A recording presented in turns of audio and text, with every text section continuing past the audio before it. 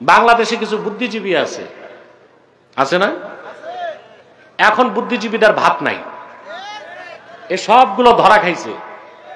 সরকার পতনের আগে আমার কাছে ধরা খাইছে সবগুলো বুদ্ধিজীবী।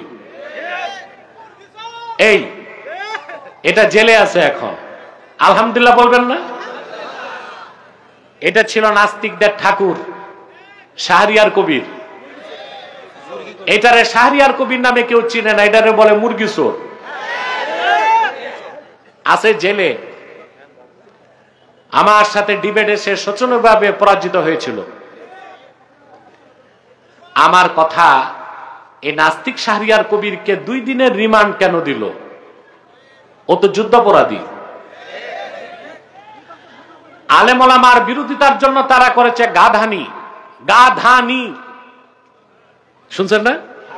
এটা করে গেছে জাহানার ইমাম। ওইটা জাহানার ইমাম ছিল না, জাহান্নামের ইমাম ছিল। ওইটা মরার পর রেখে গেছে ওর পোষ্যপুত্র শাহরিয়ার কবিরকে। আর শাহরিয়ার কবিরের পয়সা আসছে ইসরায়েল থেকে। কোত্থেকে?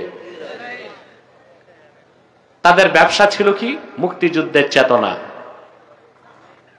আর রাজাকার।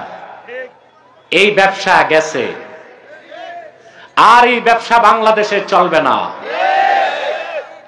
এই স্বাধীনতার চেতনা, মুক্তিযুদ্ধের ব্যবসা আর রাজাকারের তকমা দিয়া বাংলাদেশের রাজনীতির নামে ভণ্ডামির যুগ আর ফিরে আসবে না ইনশাআল্লাহ। এই শাহরিয়ার কবির আলেম ওলামাকে বলতো রাজাকার। কি বলতো? অথচ সেক্টর কমান্ডার বঙ্গবীর কাদের সিদ্দিকী বলছে 71 সালে শাহরিয়ার কবির পাকিস্তানি ক্যাম্পে দেশি মুরগি সাপ্লাই দিত।